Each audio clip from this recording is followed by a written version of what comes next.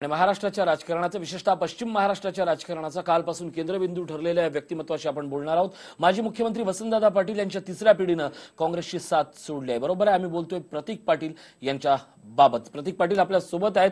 खरं तर प्रतीक पाटील यांच्या एका निर्णयानं सांगलीत काँग्रेसला मोठं भगदाड पडलंय। पाटील साहेब, स्वागत आपलं। खरं तर केंद्रीय माजी राज्यमंत्री असं एक पद निष्ठेनं वसंतदादा पाटलांचं एक नाव आहे आणि त्याच निष्ठेनं अगदी पराभवानंतर काँग्रेस जिवंत ठेवण्याचं काम सांगलीत जर कोणी केलं असेल, कारण विशेषतः अगदी स्पष्ट बोलायचं तर राष्ट्रवादी काँग्रेसचा फार मोठा तापा होता की जो थेट तुमच्यावर अटॅक करायचा। या सगळ्या पार्श्वभूमीवर काँग्रेस तुम्ही जिवंत ठेवली। 2 दिवसापूर्वीपर्यंत एक नाव येत होतं, विशालदादांचं नाव होतं, पण आता तुम्ही राजीनामा देण्याची भाषा केली आहे। नेमकं काय घडलंय, काय आहे तुमच्या मनात?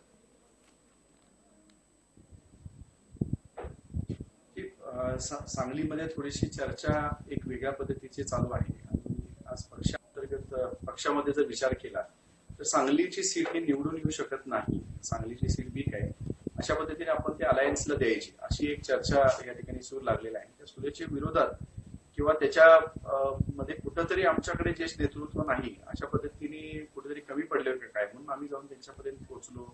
सोनिया गांधींपर्यंत भेटायचा प्रयत्न आम्ही केला, राहुलजींपर्यंत भेटायचा प्रयत्न केला। त्यांना आम्ही जाणीव करून दिली की सांगली ही सीट कधीच म्हणजे ज्या ज्यावेळेस आम्हाला वसंतदादा घराण्याला जबाबदारी दिली गेली, आम्ही सांगलीतनं खासदार किंवा आमच्या जनतेने हा सांगलीचा खासदार हा काँग्रेसचा त्या ठिकाणी निवडून, आपण जसं म्हणला की इतर पक्षातनं आम्हाला त्या ठिकाणी त्रास झाला, आपल्या स्वतःच्या पक्षातही त्रास झाला, पण एवढं होऊन सुद्धा कधी आम्ही त्या ठिकाणी मागं राहिलो नाही।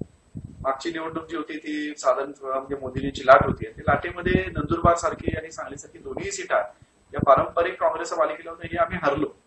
पण त्यासाठी म्हणून आम्हाला दोषी धरून तुम्ही त्या ठिकाणी परत सीट देत नाहीये किंवा ती काँग्रेसची सीटच तुम्ही काढून इतर पक्षाला देतात, ह्याच्या बाबतीत एक नाराजी आमच्या सगळ्यांमध्ये आहे। आणि थोडंसं आम्ही वाट बघितली, आमच्या कार्यकर्त्यांनी आम्हाला विचारलं आणि त्यांचं कुणाचाही आज सुद्धा विश्वास नाही की बाबा अशा पद्धतीने काँग्रेस आपली सीट कुणाला तरी दुसऱ्याला देईल। हा काँग्रेसचा बालिकेला असताना हा कसं काय बाहेर जाऊ शकतो असं कुठल्याही कार्यकर्त्याला वाटत नाही। एक 2 दिवसापासून ही त्यामध्ये चर्चा चालू होती, कार्यकर्त्यांनीच ही कालची बैठक एक बोलवली की ज्यामध्ये वसंतदादा प्रेमी म्हणजे त्या ठिकाणी काँग्रेस असं नाही पण दादांशी प्रेम करणारी सगळी जिल्ह्यातल्या मंडळींनी एकामेकाचा कॉन्टॅक्ट करून त्या ठिकाणी एक बैठक बोलवली होती वसंतदादांच्या समाधीवरती आणि त्या ठिकाणी चर्चा त्या ठिकाणी घडवली। आम्हाला त्यांनी बोलवलं त्या कार्यक्रमात आणि आपले विचार सगळ्यांनी मांडले। हे विचार मांडत असताना जे काय घडलं आतापर्यंत, जे काय आम्ही भेटायचा प्रयत्न केला, तिथं आम्हाला रिस्पॉन्स काय मिळाला आणि काय कंडिशनला आपण आहोत, अशा पद्धतीने कार्यकर्त्यांसमोर सुद्धा मी विषय तो मांडला। आणि मांडत असताना त्या ठिकाणी अंतिम निर्णय काय घ्यावा, कारण कार्यकर्त्यांचं वेगवेगळ्या पद्धतीची भूमिका आली आणि त्या भूमिकेबरोबर जाणं आपण एक ह्या असणाऱ्या जिल्ह्याचा त्या ठिकाणी नेतृत्व केलेलं आहे, पक्षाने आपल्याला जबाबदारी दिलेली आहे आणि एक मोठं पद आपल्याला त्या ठिकाणी आपण कशा पद्धतीने त्या ठिकाणी आपली बाजू मांडावी म्हणून मी कार्यकर्त्यांना त्या ठिकाणी सांगितलं की काँग्रेस पक्षाचा हा बालेकिल्ला आहे आणि आपण काँग्रेस पक्षावर अजूनही माझ्यामध्ये विशालची उमेदवारी आम्ही सगळ्यांनी मिळून जाहीर केलेली होती आणि त्याच्या अनुषंगाने प्रतीक दादा थेट प्रश्न विचारतोय मी थेट प्रश्न विचारतोय। मुद्दा असा आहे की एकीकडे सहकार आणि सहकारातनं काँग्रेस आणि राष्ट्रवादीचं राजकारण फुलत गेलं, त्या प्रत्येक वेळेला राष्ट्रवादीला विखे पाटलांच्या नावाचा उल्लेख करायचा असतो, वसंतदादांच्या नावाचा उल्लेख करायचा असतो, मात्र वारस नेमताना ना पाटील लागतात ना प्रतीक पाटील लागतो। राष्ट्रवादी काँग्रेस थेट या घराण्यांना राजकारण करते का? जेवढा त्रास तुम्हाला विरोधकांनी दिला नाही तेवढा तुमच्या आघाडीतल्या घटक पक्षाने दिलाय, काय आहे तुमच्या मनात भावना? नाही, कसं आहे, ह्याच्या आधीच्या निवडणुकीमध्ये 100% त्या पद्धतीची भूमिका मांडली गेली होती। मला माहित नाही की पक्षाच्या वरिष्ठ नेत्यांकडे काय ठरलं, पण जिल्हा लेवलला अशा पद्धतीचा त्रास झाला। मागची निवडणूक जर आपण विचारात घेतली तर आर पाटील हे त्या ठिकाणी राष्ट्रवादीचे कार्यकर्ते होते, राष्ट्रवादी मंत्री होते, आमदार होते आणि त्यांनी मला चांगल्यापैकी त्या ठिकाणी सहकार्य केलं, मदत केली। त्यांची मदत नसती तर जी परिस्थिती आता आहे ही परिस्थिती तेवढ्याही मताने आम्हाला त्या ठिकाणी भाजपला तोंड देता आलं नसतं। त्याच्या आधीच्या निवडणुकीला सुद्धा आरारापा आमच्यावर होते, असं म्हणता येणार नाही की राष्ट्रवादीचा त्या ठिकाणी विरोध आहे।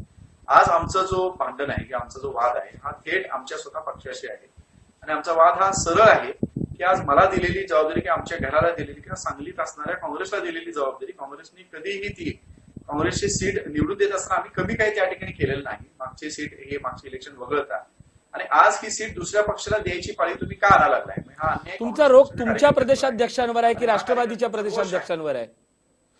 प्रदेशाध्यक्ष अशोक चव्हाण की जयंत पाटील आमचा कोण आहेत? राष्ट्रवादीचा काय सांगलीतली संबंध काँग्रेस संपवायला जबाबदार कोण आहे?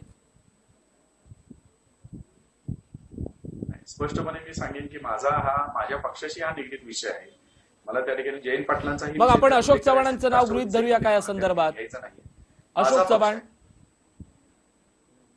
हे बघा, आम्ही स्पष्टपणे मी तुम्हाला सांगतो की वेगळा मला कुठल्याही दिशेलाही विषय न्यायचा नाहीये. आज काँग्रेस म्हणून आम्हाला त्या ठिकाणी महाराष्ट्राच्या लेवलला आम्ही आमचा विषय मांडला, ते मांडून आम्ही त्या ठिकाणी प्रयत्न केला. त्यांच्याकडनं हा आम्ही नॅशनल लेवलला न्यायचं म्हणून सोनिया गांधींपर्यंत पोहोचायचा प्रयत्न केला, राहुलजींपर्यंत पोहोचायचा प्रयत्न केला, मेसेज आमचा पाठवला आणि पक्षाचे असणारे प्रत्येक नेते मंडळींना आम्ही भेटून असणारी ही विनंती आम्ही मांडलेली आहे की काँग्रेसची ही बालेकिल्ल्याची सीट तुम्ही असंही सोडू नका आणि ही निवडून येणारी सीट आहे. अशा पद्धतीने चुकीचे निर्णय घेऊ नये. मी त्या ठिकाणी जबाबदार आहे. तुम्ही मला त्या ठिकाणी ताकद दिलेली होती आणि ही सीट एवढी वीक नाहीये की त्या ठिकाणी अशा पद्धतीने वीकच नाहीये मी म्हणेन. तरीही तुम्ही ते सोडत आहात, हे चुकीचा निर्णय होईल, एक मेसेज वेगळा जाईल पश्चिम महाराष्ट्रामध्ये. या गोष्टीचा कुठेही त्या ठिकाणी ऐकले गेलेले नाही. मला काही अपॉइंटमेंट्स मिळालं नाही, माझं कुणी ऐकून घेतलं नाही आणि ह्या याच्यातनं आज मी भूमिका त्या ठिकाणी ठरवली. जर चांगली काँग्रेस संपत प्रतीक असेल, दादा, तुम्ही सोनिया प्रचंड गांधींपर्यंत जी संयमाची काँग्रेस भूमिका होती, घेताय. ती प्रतीक काँग्रेस दादा, आम्हाला विचारात घेत होती. तुम्ही प्रचंड संयमाची भूमिका घेताय. तुमचे कार्यकर्ते आक्रम आहेत. आज ही जागा स्वाभिमानी शेतकरी संघटनेला देण्यात आली आहे. जर तुम्हाला राजू शेट्टीने ऑफर दिली की विशाल पाटील यांनी ही जागा स्वाभिमानीकडनं किंवा तुम्हाला जी अपेक्षित जागा आहे ती स्वाभिमानीकडनं, तुमचं भांडण कशाची आहे? पाटील घराण्याला संधी की काँग्रेसला संधी मिळाली नाही याचं दुःख आहे? ज्यावेळेस ही स्वाभिमानीला सीट त्या ठिकाणी ज्यावेळेस जाहीर झालेली, झाल्या त्या ठिकाणी शेतकरी संघटनेच्या वतीने राजू शेट्टींचे आमचे संबंध चांगले आहेत. त्यांनी पहिली ऑफर ही आम्हाला दिलेली आहे की तुम्ही त्या ठिकाणी निर्णय घ्या, तुमच्या घरातलं घ्या किंवा मग तुम्ही आम्हाला उमेदवार द्या. हा निर्णय त्यांनी चुकून सुद्धा आम्हाला उघडून कुठे हा घेतलेला नाहीये निर्णय आणि त्यांनी वारंवार पक्षाला या ठिकाणी काँग्रेस पक्षाला कळवलंय, नेत्यांना कळवलंय की मी सांगली भागत नाहीये, सांगलीत माझा स्वतःचा शेतकरी संघटनेचा उमेदवार नाहीये. मला ज्या ठिकाणी उमेदवार आहेत, ज्या मी ठिकाणी मतदारसंघ मागितले ती मला मिळावी. पण काँग्रेस पक्षांकडनं वारंवार त्यांचं म्हणणं आहे की वरिष्ठांकडनं हा विषय आहे की शेट्टी साहेबांना सांगा सांगलीच तुम्हाला दिलेली आहे, प्रतीक सांगलीच घ्या. पाटील तेच तुम्हाला ज्यावेळेस विचारतोय भूमिका की आली, ज्या तर माझा जाग्यावर राजू शेट्टीचा काही संबंध नाही. मागच्या वेळेला काँग्रेसचा एक मोठा उमेदवार होता, ती जागा राष्ट्रवादीनं स्वतःकडे मागून घेतली. आपल्याकडे मिळालेली जागा आघाडी आहे असं दाखवून स्वाभिमानीला देतं. तिथे जागा इंद्रजित देशमुखांचं एक नाव पुढे येत होतं, आता पडाळकरांचं नाव पुढे येत आहे. स्वाभिमानीचा थेट कार्यकर्ता नसणारा एका तिसऱ्या उमेदवाराला देण्यापेक्षा थेट प्रतीक पाटलांना का देण्यात येणार? निदान स्वाभिमानीने ही भूमिका किंवा राष्ट्रवादीने ही भूमिका का नाही घेतली? तुमचा थेट आरोप कुणावरच नाहीये की पक्षाचं नेतृत्व हे लेचापेचं झालंय फक्त प्रतीक पाटील आणि पाटील घराण्याच्या विरोधात? हे 100% तुमचं मत आहे, हे खरं आहे. मला तोच विषय मांडायचा आहे. मला आपण जर म्हणत असाल की राष्ट्रवादीवरती मी काही टीका करायची, मला त्यांच्यावर टीका नाही, माझं म्हणणं नाहीये. तुम्ही काल ज्या उद्विग्नतेतनं हा निर्णय घेतला, एकतर तुम्ही उमेदवारी लढवण्यावर ठाम आहात का काँग्रेसवर टीका करण्यात ठाम आहेत, एवढंच मला उत्तर हवंय. काल आम्ही जो निर्णय घेतलेला आहे हा निर्णय स्पष्ट आहे की आम्ही काँग्रेसचा हा बालेकिल्ला आहे, काँग्रेसला इथली उमेदवारी मिळायला पाहिजे म्हणून विशाल पाटलांनी काँग्रेसचा अर्ज भरायचा आहे. काँग्रेस पक्षाचा त्या ठिकाणी वाट बघायची आहे आणि वाट बघत असताना जर विशाल पाटलांना त्या ठिकाणी एबी फॉर्म मिळाला नाही तर ज्या पद्धतीने काँग्रेसच्या असणाऱ्या सांगली जिल्ह्यातल्या कार्यकर्त्यांनी जो निर्णय घेतलेला आहे त्या ठिकाणी अपक्ष उभा राहावा. आज मी जो प्रयत्न केलेला आहे ह्या प्रयत्नाला मला यश मिळालेलं नाहीये. मी वर जाऊन त्या ठिकाणी काँग्रेसचे असणारे, आत्ताच्या काँग्रेसचे असणारे सगळे नेत्यांची मी भूमिका जाणून घेतली. त्या भूमिकेच्या विरोधात मी आता माझा राजीनामा त्या ठिकाणी दिलेला आहे. मी काँग्रेसमध्ये त्या ठिकाणी याच्या पुढे सहभाग होणार नाही, मी भाग घेणार नाही. मला ऍक्टिव्ह पॉलिटिक्स मध्ये राहायचं नाही. मी वसंतदादांच्या नावाने वसंतदादांच्या कार्यकर्त्यांची जपणूक करायचं मी काम करणार आहे. मी स्पष्ट भूमिका मांडलेली. मी विशालला सुद्धा त्या ठिकाणी सांगितलं, मला विश्वास नाही की तुला त्या ठिकाणी तिकीट मिळेल आणि काँग्रेसच्या तिकीटवर उभा राहायची. मी स्पष्ट सांगेन की हे काय पर्याय नाही आपल्याला. तुला लढायचं असेल तर कार्यकर्त्यांसाठी अपक्ष लढ. 100% कार्यकर्ते प्रतीक दादा तुम्ही कितीही शब्द फिरवले तरी ही उद्विग्नता पाटील घराण्यावर, ज्या पाटील घराण्याच्या नावावर पश्चिम महाराष्ट्रात लोकसभेच्या, जिल्हा परिषदेच्या आणि विधानसभेचं राजकारण खेळलं जायचं आजचं नाही, अवघ्या दशकभरापूर्वीची गोष्ट आहे. एका पराभवानंतर असं नेमकं काय झालं काँग्रेसमध्ये की आज पाटील घराण्याची उपेक्षा ही प्रतीक पाटलांच्या नशिबात आली, पदरात आली? हे बघा, प्रत्येक जणाच्या चुका होत असतात. आमच्याही काय झाल्या असतील.